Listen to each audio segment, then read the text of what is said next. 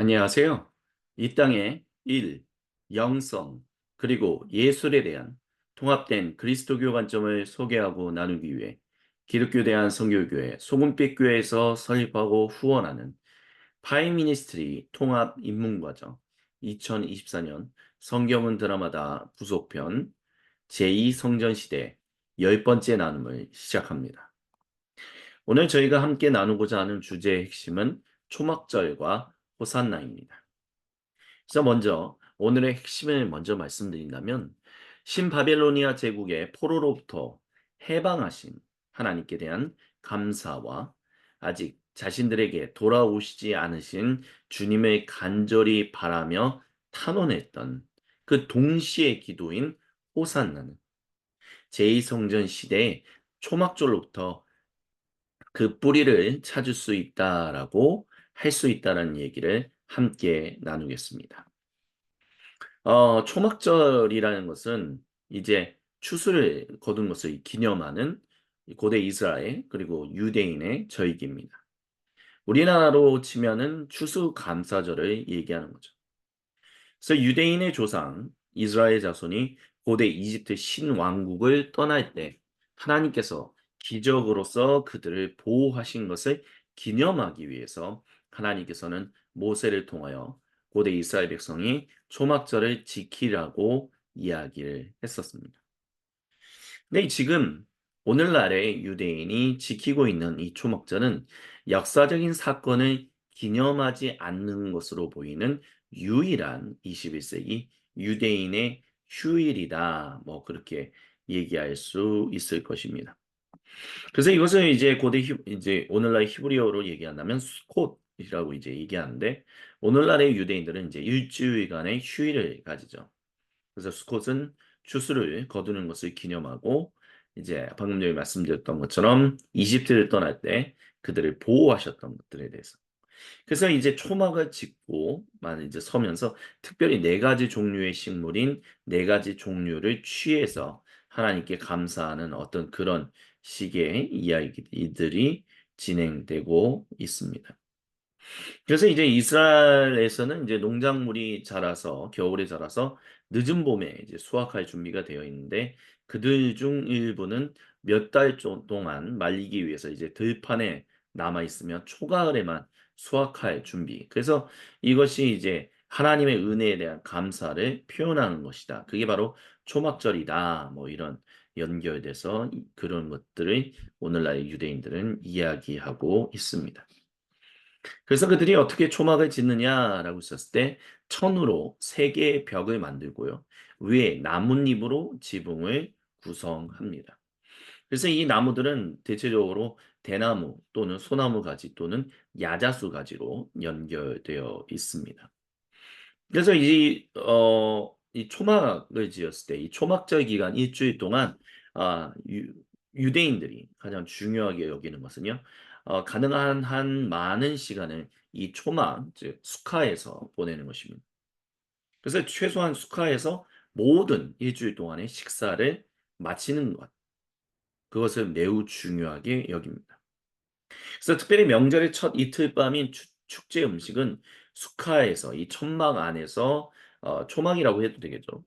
최소한 올리브 크기의 빵 한 조각이나 메조노트 즉 곡물로 만든 음식을 먹어야 한다라는 것입니다. 하지만 이 초막절에 있어서 제일 중요한 것은 식사지 잠은 아닙니다. 그래서 초막 안에서 꼭 식사하는 것을 목표로 하지만 잠은 초막 밖에 있는 자기 집에 돌아가서 잠을 자도 괜찮습니다. 그래서 이 일주일 동안 이 유대인들은 한 주간 다른 사람을 축복하며 야훼 하나님, 즉 그들의 주님이 행하신 일을 즐거워합니다. 근데 여기서 중요한 핵심은 바로 성전이 없어도 그 일을 지금까지 하고 있다는 것입니다. 지금 고대 유대인들, 21세기 유대인들은 고대 유대인들과 마찬가지로 성전이 없는 상황입니다. 그러면 누군가는 이렇게 얘기할 겁니다. 고대 유대인들 신바벨로니아 제국의 포로로 끌려갔다가 돌아와서 수르바벨 성전을 지었잖아요. 근데 중요한 핵심은 그 성전을 과연 성전이라고 얘기할 수 있느냐라고 했었을 때 솔로몬 성전과 같은 성전으로 얘기하지는 않는다라는 것이죠. 유대인들이요.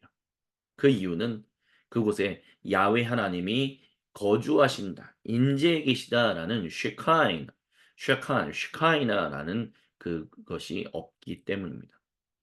하지만 그럼에도 불구하고 제2성전을 지은 다음에 또 제2성전을 짓기 전에 먼저 초막절을 이제 스룹바벨을 통해서 예슈아 제사장을 통해서 이끌림을 받았던 그 포로로부터 돌아왔던 초창기 유대인들이 하나님께 감사의 예배를 드렸던 거죠. 오늘날의 21세기 유대인들도 자기 원래 세워져야 하는 그 동예루살렘, 지금은 무슬림의 이제 모스크가 거기에 있지요.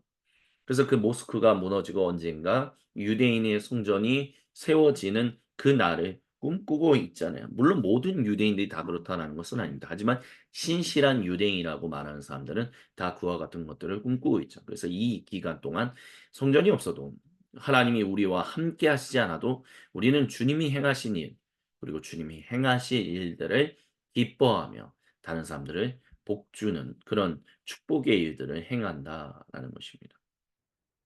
그래서 이런 것들을 통해서 우리가 또한 살펴봐야 할 것은 바로 이때 당시에 방금 전에 연결드렸던 것처럼 이런 모든 것들, 성전이 없었다라고 얘기했던 그 시대. 그러니까 성전이 지금은 21세기 유대인들은 성전이 없는 상황이지만 고대 유대인들, 초창기 유대인들도 성전이 없었다라고 여겼거든요. 거기 성전에 비록 성전은 지었지만 하나님의 임재가 없었던 곳이기 때문에 유대인들에게 있어서는 이것이 바로 하나님이 부재하신 가운데서 예배를 드리고 있는 모습이다. 초창기 유대인들도 그렇고 21세기 유대인들도 비슷한 생각을 가지고 있다. 이렇게 얘기할 수 있습니다. 어찌됐든 이제 1차 귀환 이후에 이제 귀환한 유대인들이 가나안 즉 팔레스타인 지역에 정착한 이후에 예루살렘 모여서 예슈아와 스룹바벨의 지휘 아래 하나님의 제단을 세웠던 것은 분명한 사실입니다. 그리고 이것은 굉장히 그때 당시에 용감한 행동이었다라고 얘기할 수 있어요. 왜냐하면요. 이스라엘 백성들이 포로로 끌려가 있던 70년 동안 다른 사람들, 즉 비유대인들이 그 지역, 즉 가나안, 팔레스타인 지역에 정착했고 이스라엘 백성이 포로로부터 돌아온 유대인들이 과연 이들이 우리가 이렇게 제단을 봉헌해서 하나님 앞에 예배를 드릴 때 어떻게 반응할지 예측하기 어려웠었기 때문입니다. 하지만 그렇기 때문에 하지만 이들은 각지에 흩어진 것만이 아니라 함께 모여서 하나님을 예배하는 일을 했었다는 거예요. 하나님께 제단을 쌓고 하나님께 예배를 드리고 그 다음에 했던 것이 바로 초막절을 지켰다라는 것입니다. 그래서 성경 드라마다 155쪽이 이렇게 쓰여져 있죠. 그들이 초창기 유대인들이 제단을 다시 세우자마자 이스라엘 백성들이 초막절을 지켰더라고요. 이는 그들이 이집트를 떠나 약속의 땅으로 가는 길에 광야에서 초막에서 살았던 즉 모세를 통하여 고대 이스라엘 백성들이 광야 땅에서 행진하던 때를 기억하는 것이었다라고 이야기합니다. 그래서 초창기 유대인들이 이제 다시 약속의 땅에 모였다는 약속의 땅. 그러니까 모세를 통하여 초창기 그들의 조상인 고대 이스라엘 백성이 이 광야 땅에 행진하는 동안 그곳에 가서 전혀 모르는 사람들 앞에서 이제 그들을 몰아내고 하나님께 예배를 드리는 제단을 쌓고 성전을 세워야 하는데 그것과 마찬가지로 포로로부터 돌아온 이 초창기 유대인들도 같은 마음이었다는 거예요. 하나님을 알지 못하는 사람들, 하나님 이름은 알죠. 하지만 어떻게 반응할지 모르는 전혀 유대인이 아닌 하나님의 백성이 아닌 사람들이 있는 그곳 가운데서 그들은 우리가 지금 광야에 있습니다. 즉 팔레스타인 지역에 정착했지만 다시 돌아왔지만 가나안 땅으로 다시 돌아왔지만 하나님 여기는 즉 하나님을 모르는 사람들이 너무 많습니다.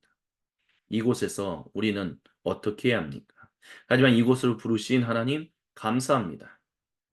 그렇기 때문에 이 초막절은 대절기였다는 단순히 추수를 감사하는 것만이 아니라 하나님께서 이른 비와 늦은 비라고 하는 것을 허락하지 않는다면 우리가 아무리 이 땅에 정착했어도 살 수 없는 사람들이라는 것을 그들 믿음. 지금 하나님은 우리를 도우시는 고대 이스라엘 백성도 도우셨고 그리고 지금 포로로부터 돌아온 우리 아직 이제 성전도 없고 하나님의 임재가 있는 그런 어떤 사인도 없지만 중요한 핵심은 그거예요. 예루살렘 예레미야 예언자를 통해서 신바벨로나 제국의 포로로 끌려갔던 사람들에게 70년 뒤에는 돌아오게 되겠다라는 이야기를 했을 때 사실 초창기 유대인 그래서 그 일이 실제로 이루어지고 난 다음에 초창기 유대인들은 아 하나님이 이제 우리에게로 돌아오시겠구나. 우리가 다시 하나님 은혜의 백성으로서 살아갈 수 있게 되겠구나라는 그 기대를 가지고 있었다는 거죠. 하지만 돌아온 그곳에서는 하나님을 모르는 사람들이 많고 두려운 상황 가운데서 하지만 정말 전적인 하나님의 은혜로 여기서 다시 재단을 쌓을 수 있게 되었다라는 굉장히 복잡한 것들이 얽혀 있었다. 이렇게 얘기할 수 있다는 거죠. 그렇기 때문에 이 초막절은 이스라엘이라는 작은 공동체 안에서는 아주 감동적인, 즉 초창기 유대인들에게 있어서는 감동적인 시간이었을 것이 분명하다라고 성경은 드라마다 두 저자는 말한다는 것입니다. 그래서 제단과 하나님께 드리는 예배는 하나님께서 아직 임재하시진 않았지만 그래도 이 땅에 있는 자기 백성 가운데 임재하실 것이라는 강력한 상징이었었어요. 그래서 이제 성전은 아직 재건되지 않았지만 이스라엘 쪽, 즉 자손들의 예배, 즉 초창기 유대인들의 예배는 소망의 훌륭한 표시가 되었다라고 얘기할 수 있습니다. 그러면서 이제 나오게 된 것이 바로 호시아노 그리고 호시아나 라빠입니다. 이것은 이 초막절에 이제 지금 21세기 유대인들도 드리는 일이에요.